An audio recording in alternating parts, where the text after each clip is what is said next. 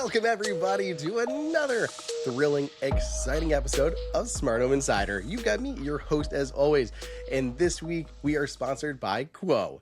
So joining me, I'm very excited. So it's been a crazy last couple weeks, but I have with me Ann Olivo, who is going to be with us talking about Thread today. So Ann, thank you, real quick off the rip here. Thank you for joining us this week. Thanks so much for having me, Andrew. We're really excited to talk with you and share some of our news that we shared last week.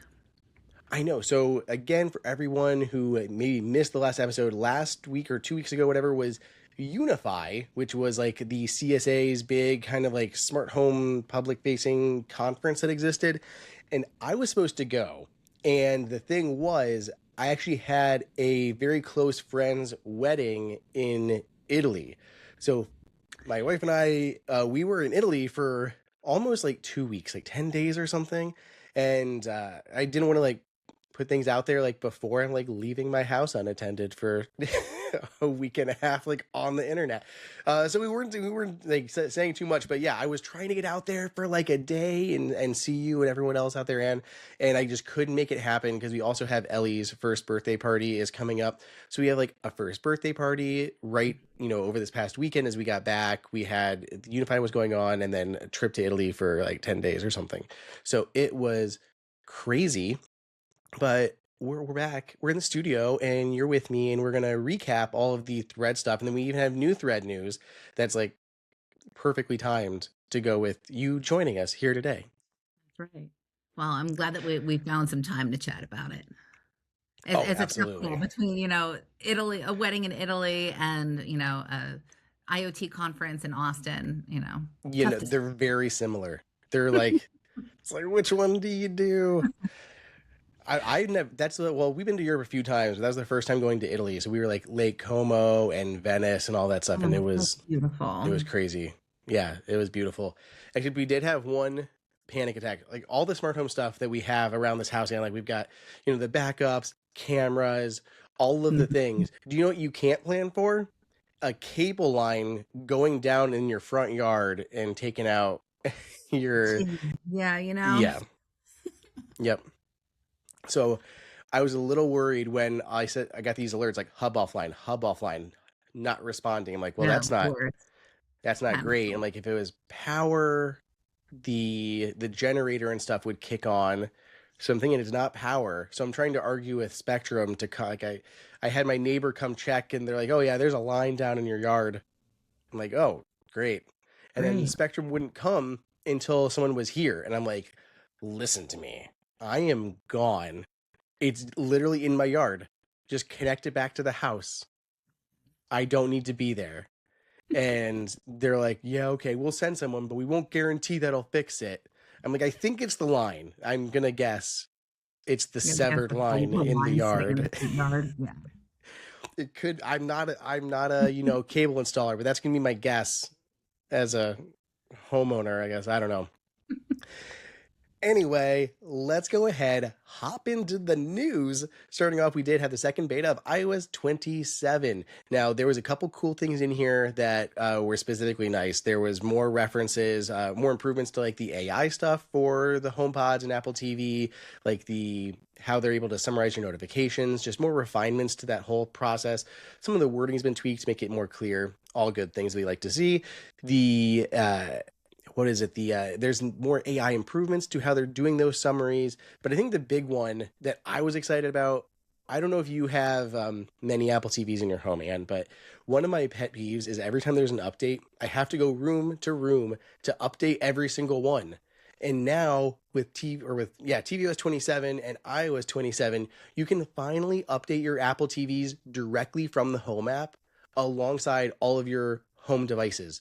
So all of my Matter over Thread things that just show up in there, all of my, HomePods that are in there. Now the Apple TVs can be updated directly from the Home app. So I am so excited that this was finally added. I've been asking about this for years. So it's nice to just bring all those things together. Other than that, it's a second beta of 27. So nothing else too crazy in the mix. Now, I didn't even realize like all these things connect together when we had talked, but Signify, Philips Hue, parent company, announced a really cool partnership with Silicon Labs. And Mhm. we're going to get into this, but that's your second hat that you wear. That's your quote day job, over at Silicon Labs. So this was a good timing thing, but Signify and Silicon Labs announced this partnership that allows select Philips Hue bulbs to operate on both Zigbee and Thread, like Matter over Thread, simultaneously, which is really cool. So from my understanding of that, that would mean we can essentially keep it in the Hue ecosystem through the Hue bridge and all of that stuff, and get all of the benefits of Hue, like the syncing and sync box and all that stuff. But then you could also just use direct Matter over Thread connection to any Matter ecosystem or device that you want, which seems amazing. This is really cool. This is so exciting. I mean, I think that across the industry, everyone is trying to make smart home just work for consumers, and I think this is a great example of that. You've got folks that really love the Philips Hue ecosystem and the experience that that brings. So I think this is a really beautiful step to be able to give consumers the choice that they want and just like make it as simple as possible for them to use. So we were really excited to partner with Signify on this one. I'm imagining like a lot of things like controllers. Like I talk about them so much, but the brilliant wall panels that still don't support Matter or anything. But when they do, like I imagine being able to take something like this that would be Matter enabled and just be able to show it on there without having to go through this whole extra weird process, or logging into Hue account and pairing the bridge and all that stuff. This seems like it would be so easy just to connect those. Not to mention the new joint fabric. Is that what it was called? Yes, that's right. That CSA announced for Matter Mhm. with 1.6.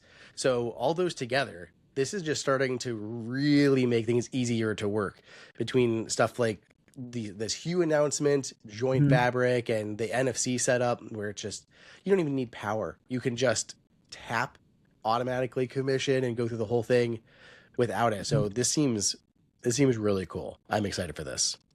So am I. No, one of the things I didn't mention to you is I'm also involved in the Matter work group. So I'm the vice chair for their marketing and product subgroups. I'm also very tied in on the Matter side too. And of course, we the CSA and Thread group have liaisons and we talk about this stuff together. But all really exciting stuff. I think really a lot of announcements were made just in how we're trying to work together to make all this stuff simpler. Yeah, I love to see it. I feel like we're starting to get to that critical mass point of where it's going to be so easy for people to set up compared to how it used to be. Now we just need to convince people that things have changed and it's not Yeah. how it used to be. Right. And like that's a part of it, and then also all of the ecosystems need to also adopt the new specifications. All the device makers also need to bring those devices up to the latest version of the spec, which we make it really easy to do. So I think that this future of simplicity is not that far off like people think it might be. I know, and I've been wondering. So we're going back a little bit to the iOS 27 stuff, but Apple talks about like the ability to pause setups now for smart home devices, and I'm like, Mhm. what does that even mean? And they talk about like a faster commissioning process. And I'm like, I wonder if that's related to the Matter 1.6 things. But of course, like Apple, among other ecosystem, doesn't really say much about what version they're supporting or what features within a version that they're supporting. So at least with the thread stuff, I can dig into it. Like I was able to use like my DNS discovery thing to look at my Apple TVs and see, yes, they finally adopted 1.4 Mhm. with tvOS 27 and HomePod update 27. So I could see that. But yeah, with Matter, it's very opaque, and it's one thing that I've been like kind of asking for. Is like I wish there was a way to see just what platform supported what, and at least like we're getting there on devices supported. But then when it comes to like, Mhm. these little features, whether it's NFC setup or joint fabric or some of those other ones, there's not a lot of visibility into what is supporting what. Yeah, that's a great point, and I'm going to bring that back to the work group and see what we can do with that. That's great feedback. Well, Signify also had another piece of news, and I'm kind of disappointed, Ann, because this is not smart. Well, not it's smart, but not smart enough. If you saw this announced this week, kind of like everyone was really geeking out how cool this looked, but Signify announced the Philips Skylight. and it comes in, I think, like medium and large sizes. But it's a large. I think they originally released this for commercial spaces like office buildings, medical places. Apple Park has similar ones. I don't think they're like these, but they're super cool and they look gorgeous. But they get mounted on your ceiling, flush mounted, and they look like natural sunlight coming in. And they have all these cool features of being able to kind of like synchronize the light and the color balance to the time of day. And Mhm. between like the depth effect of the raised edges and some other cool stuff they're doing, it really brings that feeling of real natural sunlight coming into your room. And for places like, I think, bathrooms, basement studios, and other Mhm. places, these would look amazing in there. And the only downside is it can only be controlled with the included remote. And I'm confused at why this is being launched through like it's Signify, right? They have that the Philips brand, but they didn't add actual like Hue control to this. So I Hmm. hope they release like a new version that has proper smart controls to it, because like you can't even tie it into like a wall switch. From my understanding, I couldn't even swap out into a Matter or Apple Home wall switch and then control it. It has to be the remote. But then maybe just use like in a some one of the hubs that act as like an IR repeater. But I don't know if it's IR or RF. Gets into a whole lot of things to figure out there, but it looks really cool. That's the point. I don't know if you saw this. Have you seen this like floating around this week? Seen it. At some point I saw some Skylight. I forget which one that was though. If it was this one, I remember it looking just like beautiful. I've got Yeah. like kind of dark areas in my house that like the hue lighting like just helps everything feel warmer and better. Like I'm not, trapped in a dungeon. So I love that. I love that application. Very true story. Not a dungeon. That's I should get that on my door here. Andrew Studio, not a dungeon. Not a dungeon. Exactly. Uh, we had more new products this week, which was Google has finally released its new smart speaker, its new Google Home speaker with Gemini built in. And originally, this was a very close comparison to HomePod Mini, that $99 price point for HomePod Mini and this Google Gemini speaker. The reviews have been pretty decent from this, from what I've seen. It looks like most people like it feels a little high. Audio quality isn't amazing, but it's still just $99 speaker. HomePod Mini isn't amazing either. There's obviously a lot better sounding speakers out there, but it's that built-in Gemini AI smart home, assistant built into it that I think is really cool. And also I love the design of these. I think they're beautiful.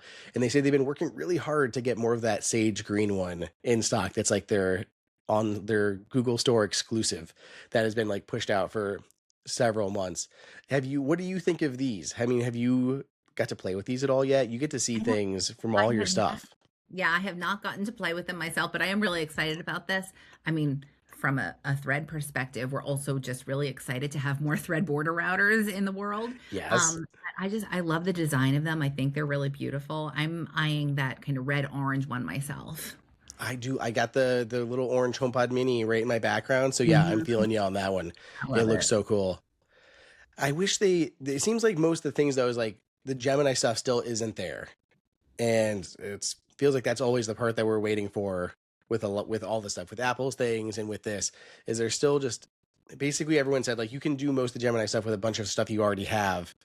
It's not a compelling enough reason to buy this speaker, but Oh, interesting. I would be so curious to see what the real differentiation is because I love like my Nest displays. Like I love being able to interact with Gemini just like in the kitchen for quick questions and stuff. Like I've had a wonderful experience so far. yeah, that's exactly what I'm looking for, because like I've had that problem of like the home pods are not smart enough with their version of Apple's assistant built in that they have now. Like I've talked about this problem in the past where like I when I ask a question, I specifically want my phone to answer me and not my home pods because my phone's version is smarter. So like I need that new version of HomePod with Apple Intelligence built in. And I guess that was another thing with the beta is the beta 2 actually had references inside of tvOS referencing Siri AI and Apple Intelligence. So it's like more confirmation, if as if we needed it, that Apple was prepping a version with that stuff built in. And I mean, with a new Google speaker out there, like Apple's got to get their version launched. I mean, it seems like September is pretty likely, but They got now some direct competition, similar price point, similar designs. It just needs Apple Intelligence built in there. In a complete polar opposite of things that are exciting to see, everyone was talking on Thursday about the Apple Store going down, and everyone's like, "Oh, our new product's coming," and instead, we got hit with the biggest price hikes that Apple has, I think, like really ever delivered to us across the board. I mean, iPads, Macs, Vision Pro, all increased in price by quite a bit. And specifically for, our audience here, HomePod Mini went up 30% from 99 to 129. HomePod went $299 to $349, which I think was like the original price point. And this is the one that hurts the most, is Apple TV went $129 to $199. And that's the version without the Ethernet or Thread, I believe. So the version with Ethernet and Thread, I think, is up to like $249. I think my price list only had like the regular version of the Apple TV listed here. But I think I remember seeing that, which is bonkers. That is so... I am shocked at those price jumps for the smart home stuff, especially. And someone pointed out, and I thought was kind of funny, HomePod and HomePod Mini are using an Apple Watch chip. Apple Watch did not increase in price, but the HomePods that are using the same silicon on the inside did see a price jump. So I don't know why they chose one over the other, but I mean, Apple TV does... I guess they have like 64 gigs of storage in there and 128. I'm surprised that these memory prices have caused that big of a jump in some of these categories. Man, I didn't really see any of that yesterday, so I'm afraid I don't have a lot to comment about it. No, that's okay. Apple TV, like, I don't know what you stream on. I'm not going to judge, but it should be an Apple TV because it is the best streaming box out there. And I cannot believe that it is now for $200 just to start with just the regular Wi-Fi enabled version. That just seems crazy to me. And it's really hard it's really easy for me to tell people like, oh yeah, get an Apple TV. It's the best streaming box out there for $129 compared to the Google Streamer and some of the others. But at $199 or $249, that's a lot higher of a sell. And there's rumors that Apple TV and HomePod are both coming out with new versions in the fall. And if that's the case, like, I wonder, is Apple going to keep the new high price tags? Are they going to drop them for some new versions that they were able to optimize better for cost over this lengthy development cycle or something? I don't know, but I hope so, because $199, $200 for an Apple TV seems like quite a bit. And now with HomePod Mini going up against the Google speaker, that was the same price point of $100, but Apple, it's got to be able to get that price down to stay somewhat competitive, I think, with very similar feature set built in. When running a business, there's a lot of things that you have to keep track of. And one of the things that you really want to avoid is letting customers of anything slip through the cracks. How many people are you missing between missed calls or follow-ups that were supposed to happen that you did not maybe get around to? Well, that's why today's episode is brought to you by Quo, spelled Quo, the business communications system built so you never miss a call. Honestly, it's really cool. Basically, it is this one shared number that can handle calls and texts and can be shared across your entire team. Everybody can see the full thread. It makes your replies and responses faster, and customers feel seen and taken care of, which is only going to reflect better on your business. That's exactly what you want. This is actually the number one rated business phone system on G2 with over 3,000 reviews, and it's built for how modern teams are working these days. There are more than 90,000 businesses, and that includes like single solo operations, like you're going out there and you're mowing lawns yourself, or larger growing teams that are using this they're relying on this to stay connected with their customers and making sure that they are being professional, responsible, and fast in all of their responses. It's not just a phone system though. Of course, there is an AI angle here where it can automatically log calls, generate summaries for you, and my favorite is flag next steps so that nothing falls through the cracks. So you have a call, whatever, a lead. This can help you qualify the leads and respond after hours. So your business is always working for you, even when you're off. Money is on the line. Always say hello with Quo. Try Quo for free. Plus, get 20% off your first 6 months when you go to quo.com/HomeKit. That's QUO.com/HomeKit. Okay, you guys just heard me talking earlier in the episode where things have been a little crazy, right? We have this Italy trip. We have our daughter's first birthday. We had Dub. Unify was going on. We've had a ton of things going on, and not just like places to be and things to do, but a lot of expenditures, like boarding dogs for that time, and then covering pet sitters for cats, and then what we're spending in Italy. We need to be kind of on the ball with our spending. And fortunately, another one of today's sponsors has significantly helped with that. It's CoPilot Money. It is a absolutely beautifully designed money tracking app that helps your finances feel clear, calm, and fully under your control.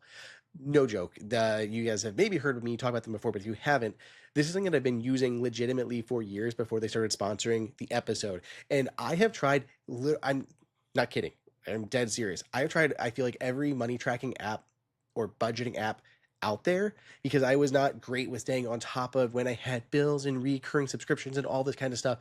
And I had looked around and I had tried a ton of them, and I never stuck with any of them. A lot of them required too much like manual work or weird syncing, and I used like Mint for a while, and that went away, and I never found anything good. So about 2 years ago, I finally actually saw CoPilot Money, and I'm like, hey, I see this app a lot. It's like, why do I see this app a lot? Because it's always coming through, like not just PR, but like people talking about it around the times of Apple's new releases. Because CoPilot Money is just highly lauded. Like it is always getting a lot of attention because it's so well designed and works so well, and it's also super quick to take advantage of all of Apple's like latest features. So I often would see it around the time of like iOS 15, 16, 17, 18, 26, all these like launching, because it was being updated with like the latest and greatest technologies. There's native apps available on iPhone, iPad, Mac, and there's even like a newer web one, so you can literally access it from anywhere.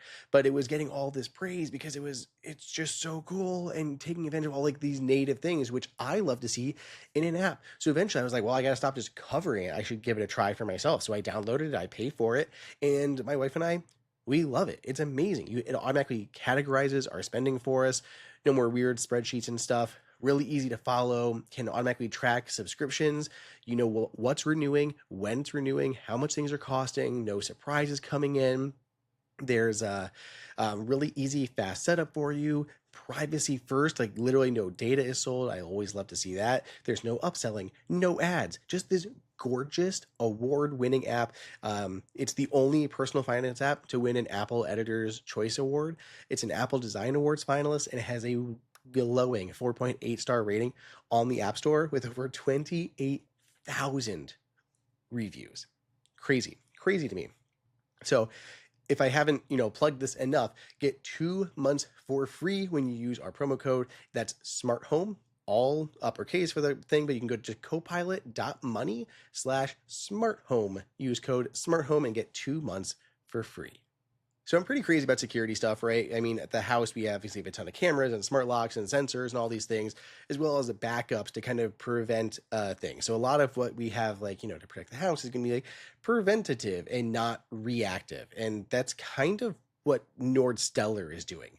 It's a threat management system, threat exposure management system that will detect cyber threats targeting your company and allows you to take control, get on top of them before they escalate and be problems, right? So there's data breach monitoring. So it'll look for leaked credentials, session cookies, other sensitive data that can help to prevent account takeovers, right? Well, we gotta avoid that. Dark web monitoring. A lot of people looking just like surface web. dark web has so much information out there as well that could be dangerous, damaging to your business. You can track any keyword or keyword combos, including your brand, executive names, your vendors, partners, any of them, to watch for who is being targeted for attacks or impersonation attempts. There's attack surface management, so discover external vulnerabilities and shadow IT before attackers can exploit those. Plus, cyber squatting protection to detect and act on domain cyber squatting attempts that try to impersonate your brand. And NordStellar even has like an add-on surface for brand protection to like take that even further. That'll look for identity impersonation attempts across web, socials, app stores, and a bunch of other sources, and then have them like removed on your behalf, which is super cool. I've actually seen a lot of like random phishing attempts through my things, but what really hit me was a couple weeks ago when Nanoleaf actually had to send out an alert saying, "Hey, you might have seen like a very similar looking website that looks like us. It's not us. Don't buy through them. It is a scam." And that's what happens is these scammers, these fraudulent people, they will make like a website that'll try to impersonate your brand. They will like rip your website, clone it, and then try to sell your stuff at like 50% discount or something, and then get people to enter all their information, and you lost a customer, bad reputation for your brand. They got scammed. They think that it's you, and it's bad. NordStellar, that's the exact type of thing that NordStellar is going to help you get on top of and prevent those things from happening. So if you are a C-level manager, chief information security officers, you're worrying about this stuff, reduce your incident response costs, have faster detection and prioritization, real-time visibility, quantify risk, and align your security with those business goals, and communicate that impact to your board with clear, actionable insights. Protect your executives and your brand's reputation from impersonation threats across the dark and surface webs. And of course, you can strengthen your compliance posture by gaining visibility into these external threats. You have to check this out if you have not already. I'm hopefully have gotten to convince you at this point. And if you are interested, you can get an exclusive offer right now. Unlock your 10% off discount on NordStellar with the coupon code SmartHomeInsider10.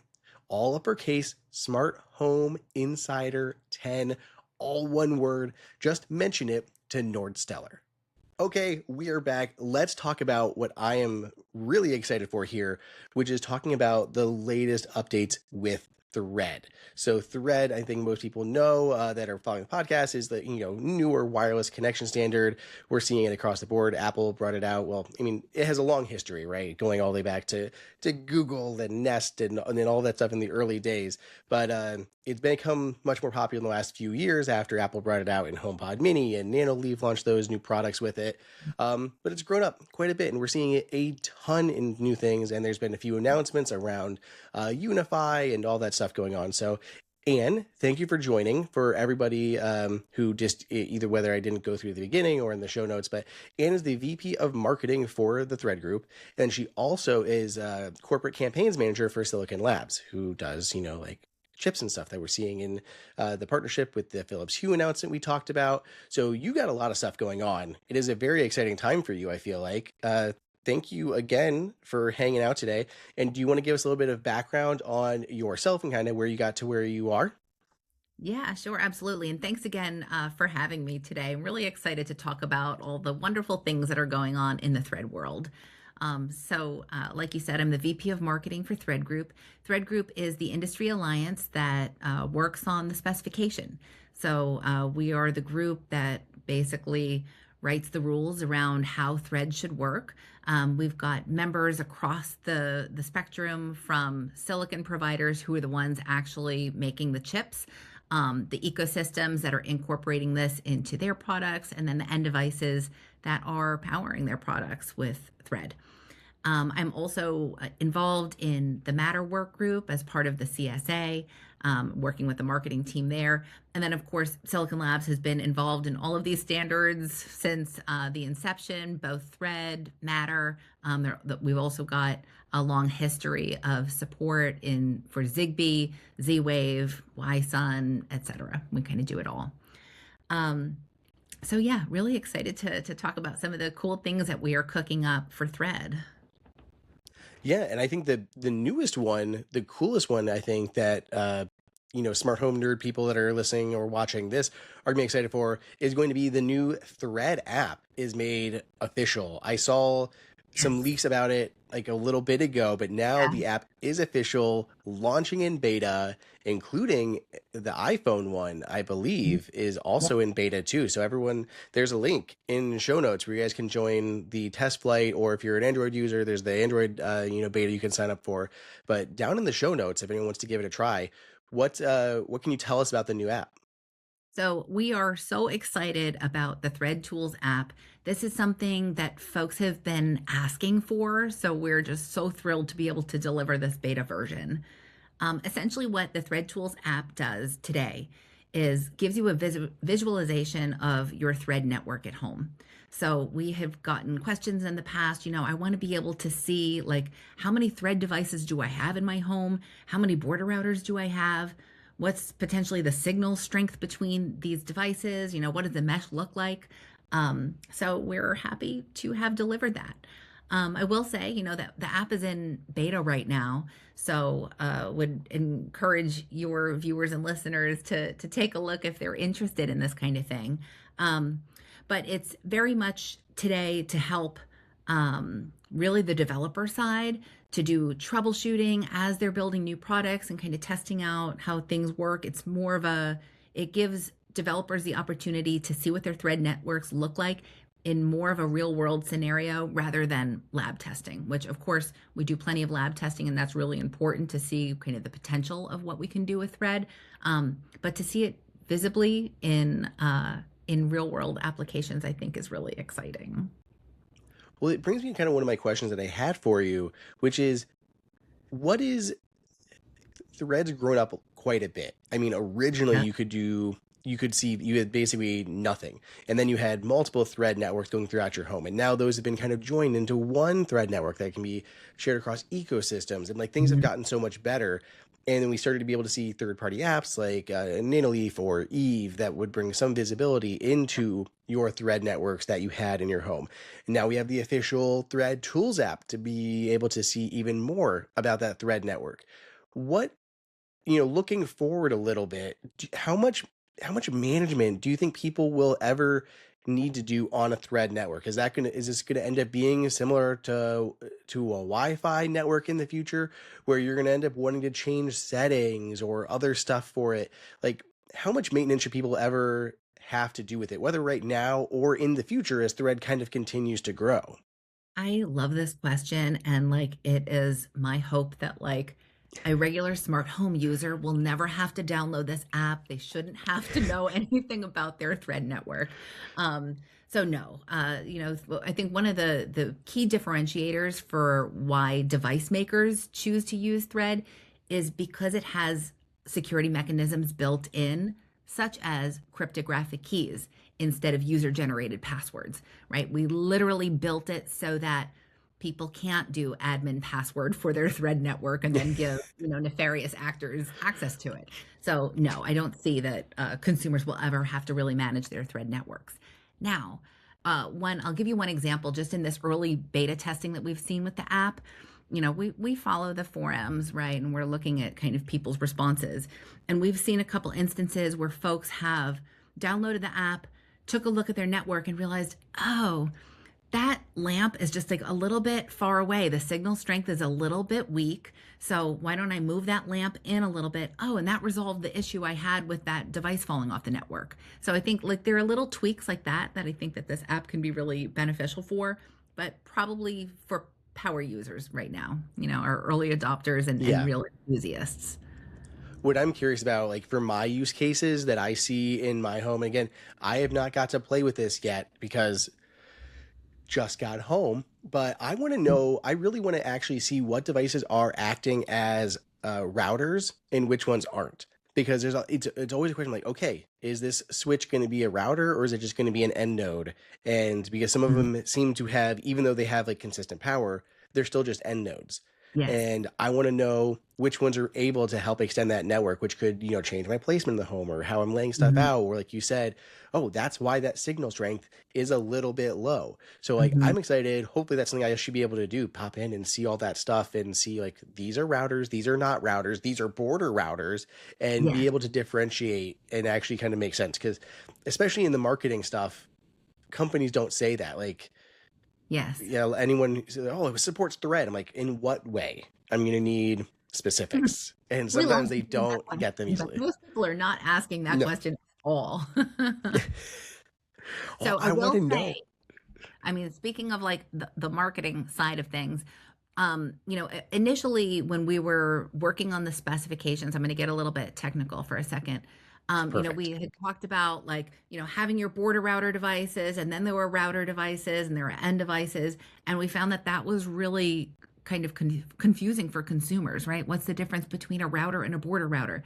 Those literally sound like the same thing. So, um, we are working to update the language in both the official specification, as well as kind of how we talk about thread networks to the general public.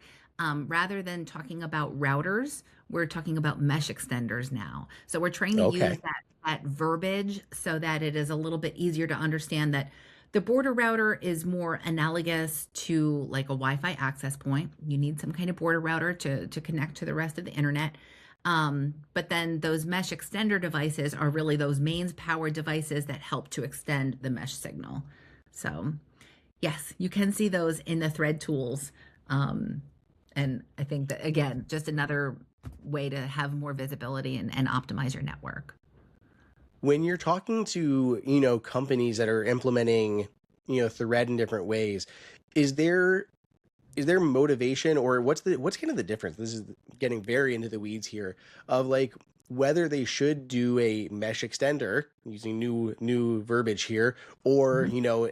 endpoints or end nodes, whatever you want to call them there, between the two, because like I have seen a lot that have consistent power that are just being the endpoints for the network, and like I don't want a whole home that is nothing but endpoints. Like I want to make sure that we have those extenders going throughout. Right. And is there any reason or any motivation or any push from within Thread to say, oh yeah, definitely try, you have consistent power, you should make yours, extender? Like how does that kind of play out?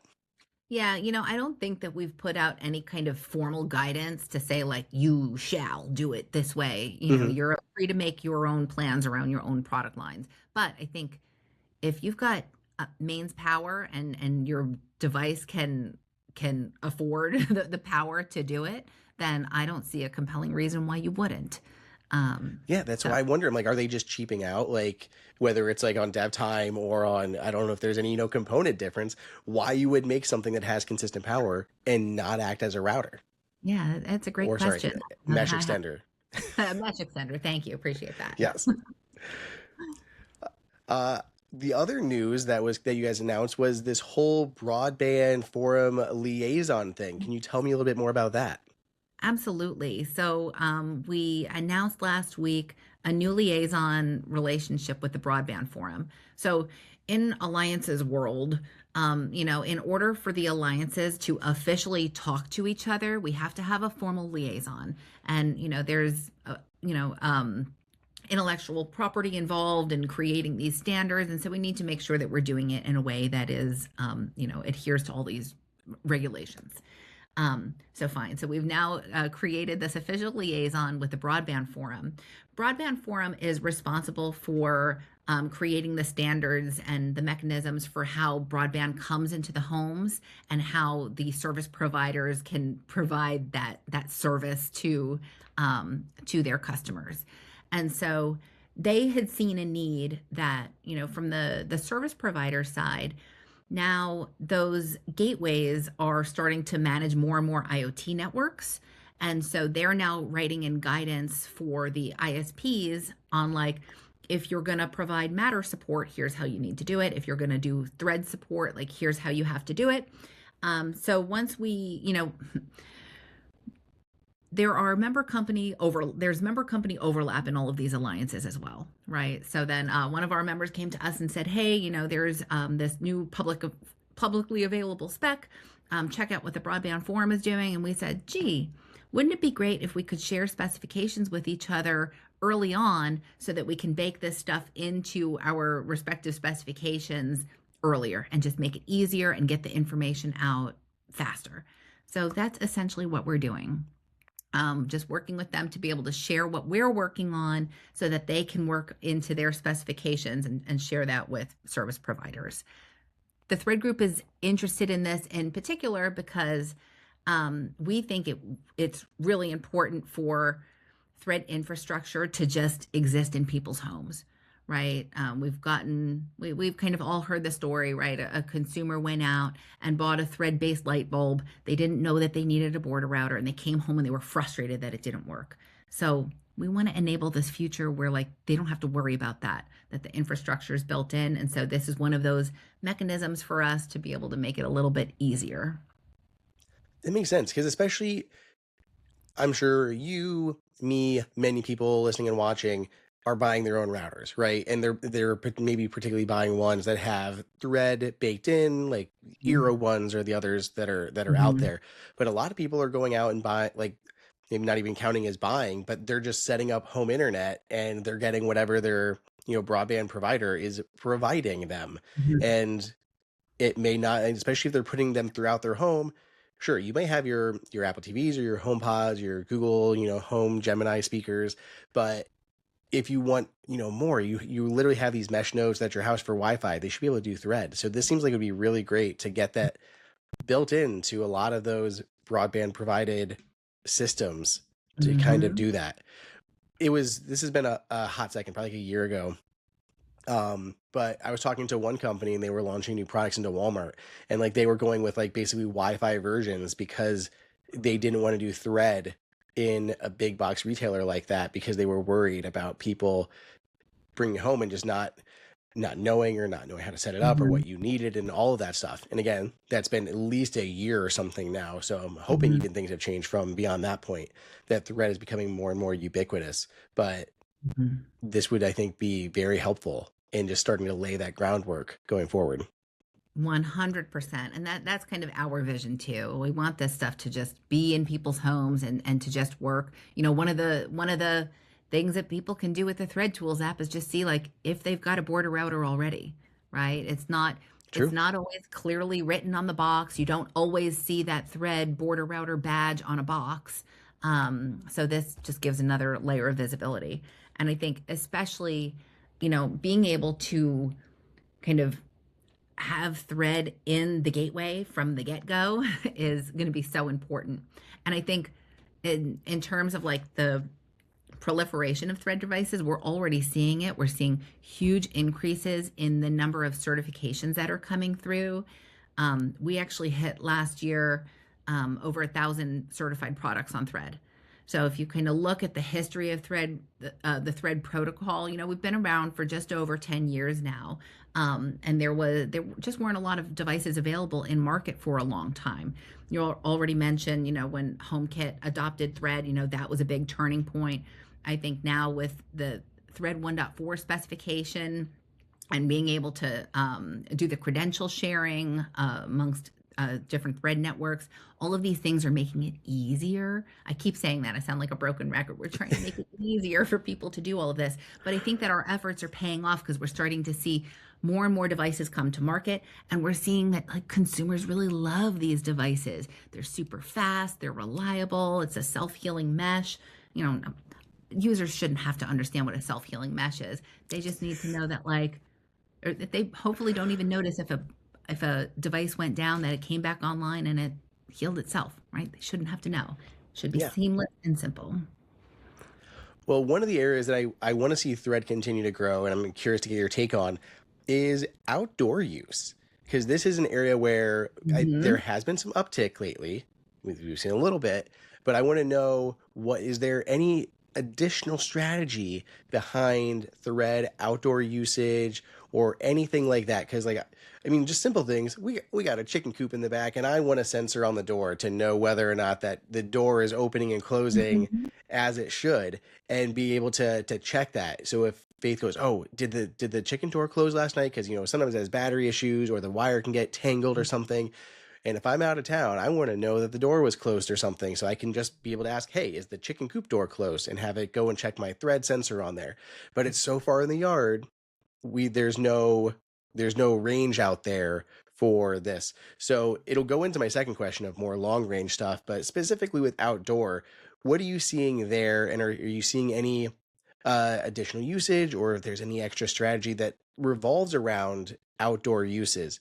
I talked to Ann Olivo a while back about, like, they have those cool outdoor lights, but they're controlled with the remote. I'm like, Thread is so low power.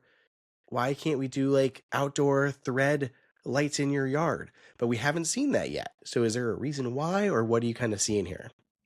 Yeah, so what I can share with you in terms of what do we see today? So we do have a couple certified devices like for outdoor use cases. There's the like the Eve water management stuff. Mm-hmm. So I think like we're starting to foray out into the yard, if you will. But like the water management devices, they're not that far from the home, so they're not that far from a Thread network. Um, so I think, where we are today, like we're with the use of those mesh extender devices, yeah, we can get the range with that. We are thinking about other long range applications, and kind of how to, how to best bring Thread into those areas. Unfortunately, I can't really share any more details about that. But it is something that, like, personally, I would be very excited about, right? Like, I've got a smart watering system in my yard. And like if I could like put my wish out into the ether for somebody to build, like to actually have, like, right now my watering system, like, it looks at the weather and I kind of gave it like, here's the slope of my yard to the best of my estimation. I don't really know how to measure the slope of my yard. Right. And so it kind of does smart watering based on that. What I would love to see is like being able to have like actual sensors built into the sprinkler heads to be able to say that, like, oh yeah, the soil actually needs to be watered now, and kind of trigger it that way. And I think Thread is an excellent use case for that, right? Because you're going to need some battery in there. And that's where Thread shines, right? Those low power devices where you don't want to have to go in and like imagine like having to regularly change the batteries in your sprinkler heads. Like, that would be nuts. So I think, Yeah, and garden sensors as well. Like, and whatever you put 100. into your garden, like those would be great. Actually, we so Thread Group has an Innovation Enabler Award that we do twice a year, where we invite startups to kind of apply for this award, and they essentially get some free Thread Group membership to be able to come in and get a sneak peek at kind of what it's like to be in the group. And one of our winners, I believe it was last quarter, Soilify. Their application was specifically that. It was, if I recall correctly, not for outdoor gardens, but for indoor gardens, for like your regular, house plants, Yeah. to let you know, like, hey, I need a little bit of water. I don't know why I feel like surprised that we're not seeing like the outdoor filament style bulbs. I know they can go further away, but they should have, Bluetooth or something as a fallback, but they're doing Wi-Fi for those. Like, you got consistent power. Why couldn't this be Thread instead? And this could be an extender. We have the Akara G5 Pro. That is what enables me to use a Thread sensor in my mailbox and have it work 100% reliably, getting that notification every time my mailbox is opened or Mhm. closed, because I'm able to have it on the porch, and that gives me the range to go to there. But I'm surprised, like outlets, we see a ton of, smart plug outlets for Mhm. outside. Why are they not being Thread ones? And so far, no one seems to have done that. And I didn't know if there's a reason I think why, if it's just the I worry of distance think or what. Yeah, I think that Eve has an outdoor outlet that acts as a mesh extender, if I recall correctly. I'd have to go back and double check. But I know, I can't remember either. I thought originally they had their Eve energy that was indoors, and they actually told me, like, in their like guidance was, oh, you can put the plug inside your house, right inside the same wall where your Eve Aqua would be outside. And that'll hmm, give you that range as that mesh extender for your Thread network. But I can't remember hmm. if they had an outdoor one. Maybe they did add an outdoor one, because I can't even remember, because they haven't announced anything too new in a while, since except their thermostat, which still isn't shipping yet. I'd have to go back. I feel like they have an outdoor outlet as well. I'll have to go back and double check. But to your question, like, why aren't more people using Thread? I think part of that is honestly like for a lot of companies that are doing their first foray into smart home products, they're probably familiar with Wi-Fi, and that's kind of what they know, and so that's what they're building. So we are trying to do a lot of work within the Thread group just to educate developers and product managers and other business decision makers to, here's what Thread really is, and here's why you should be using it. I think that there's just a little bit of um, like, I don't want to say under education. That's not the right word, right? But we just need to do we're trying to do a better job of educating. And I think that's like one of our big takeaways from Unify last week. There were a lot of product manufacturers there who were just kind of getting their first taste of, what are these standards groups about? What does it mean to have an open standard? We had a lot of conversations with folks that did not really understand the difference between Matter and Thread. They kind of thought that those were somehow tied together, and they didn't really understand what the thing was, what the difference was. And so we were able to explain. So Thread Group had a session during the week that was basically educational. Kind of, here's really where Thread is a good choice, right? Wi-Fi is a great choice for some applications, right? If you've got a camera application, Wi-Fi is a stellar choice for that. You need high throughput.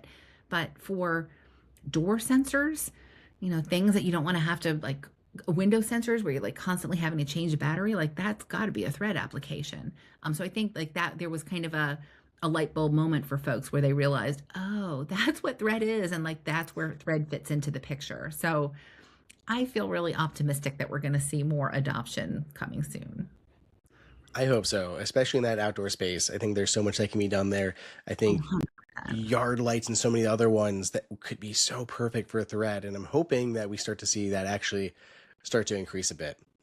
I guess to round this out, anything else new with Thread? Is there anything else that I've missed recently in the chaos of everything that is going on, or anything that you want to leave us with about where Thread is going?